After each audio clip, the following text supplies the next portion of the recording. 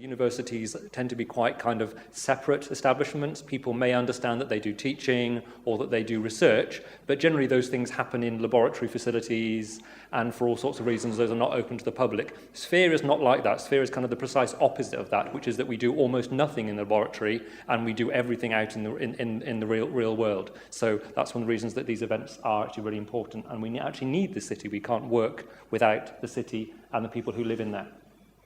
So I'm just going to say a few things about health. Some of you will come from a health background and will know all these things. Others will be familiar from your reading about them. So I'm just going to go through a little bit of just a few kind of just like headline things that we could think about. So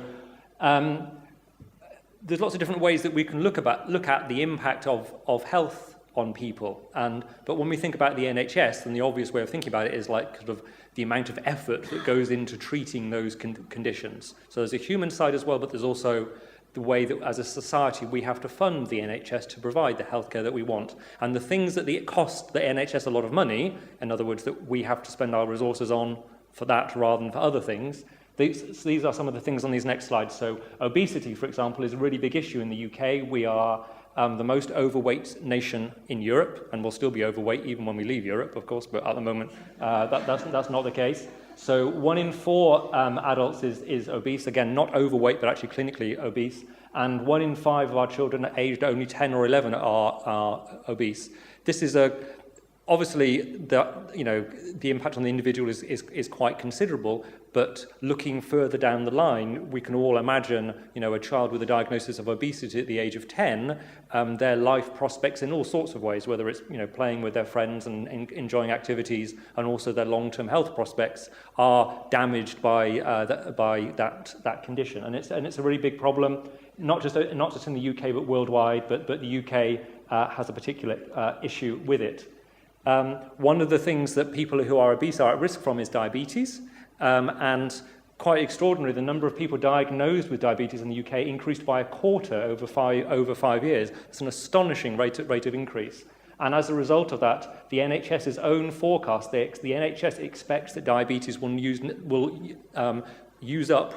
absorb nearly 1/5 of the NHS entire budget. And one of the reasons for this is diabetes is what's known as a long-term health condition. So you can't go to a hospital, generally, with diabetes and be cured of it. It's a diagnosis, not entirely, but usually for life. So if somebody has diabetes in their 20s or 30s, they're also going to have it in their 40s and their 50s and their 60s and their 70s. And that leads to other health conditions, and in fact, diabetes actually is the leading cause of limb amputation in the UK. So it's a really significant disease, and treating it in hospital is not really an option. At the moment, there's no cure for most forms of diabetes.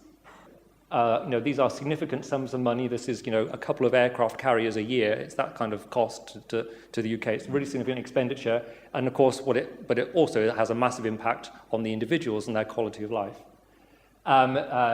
In depression, again, costs a lot of money, but more importantly, is an issue that people often have recurringly throughout their lives. So I think about 1 in 8 of the UK working population at any time will have a mental health issue. Usually something like depression or anxiety are the most common things. We live in very stressful times. We try and do a lot with our time. Our sleep time is compressed. Our stress levels are high, and there's something of an explosion of mental health conditions. As I said, mostly around things like anxiety and depression, but also things like postnatal depression, bipolar disorder, schizophrenia, and these sorts of things. So these again are things that affect people of working age. So depression is an issue later in life as well, but it's actually an issue right the way through life course.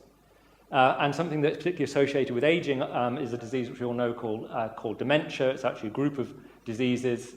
I think many of you will know the symptoms of dementia, and the size of the population living with dementia is enormous. It's of the order of 1 million people. At the moment, it's not a curable condition, and in fact, it's even quite hard, certainly in its early stages, even to diagnose, let alone to actually cure. And it has a devastating effect on people that it afflicts.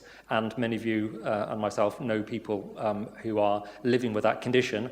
And as a society, as we live older, to live longer, We're tending not to be killed by the things that we used to be killed by, and as a result, people, potentially are having dementia diagnoses in their 60s, and that can continue again for decades. So that's very distressing and very difficult, but also, again, very expensive. We're used to seeing all these sorts of headlines, and often kind of I think the natural reaction to these headlines is, why isn't something being done? Why don't we train more doctors and nurses? Why don't we build more hospitals? But there's a lot of, why don't the doctors work quicker? Why don't the nurses work harder? But there's a lot of problems with that. I mean, first of all, there's a limit to how much of our economy we can pour into healthcare. So you imagine, for example, if we just increase the number of doctors and nurses, eventually we could have a situation where you might have more people, you might have half the population employed in healthcare, delivering health services to the other half of the population. But we need some people doing other things. Everyone can't be employed by the NHS. The NHS is already a massive employer, possibly the biggest in the UK. So there's a natural limit as to how much healthcare a country can actually provide, and you can argue whether it's 10% of GDP or 20%, but historically almost no countries have ever exceeded around about 10 or 12% of GDP. So you can probably assume we can't afford to spend too much more of our GDP on health. Maybe a bit more, but the challenges that we're facing are not a bit more challenges, they're much more challenges, and everyone knows there will not be the resource to carry on doing things the way we've done. And one of the biggest issues really is that generally our health system is not set up to cope with things like obesity. So, we have doctors and nurses, and we have hospitals. A hospital is not going to help someone avoid obesity. You can't admit someone to hospital to stop them getting obesity, and nor can you admit them if they have dementia. You can't really admit someone in their 60s into hospital to cure their dementia, because that's just not going to happen. So we've invested a lot of money very successfully in the NHS, and we've reduced the burden of many diseases, cardiovascular disease and cancer, but the ones that are left are basically the ones that we're not very good at managing in a hospital environment, for the obvious reason that currently they can't be cured. So we spend a lot of money, and the system really isn't going to be very good as it currently stands with addressing the challenges that are actually, if you like, breaking the NHS. And so this is a very significant issue. And it's also extremely widely acknowledged. Any senior manager or government policymaker will tell you exactly the same story. What they say is that the status quo is not going to work. Just doing more of what we're currently doing is not actually an option. That's definitely not going to work, and everybody knows that. Technology, is widely seen, in fact, really universally seen as the thing that will help us manage our own health better, rather than waiting for things to go bad and then needing to be cared for in hospitals. So we really want to have a world where hospital admissions is absolutely the last resort, and seeing a doctor, again, is the last resort, because we're empowered to manage our own health better by access to our own information about health-related behaviours.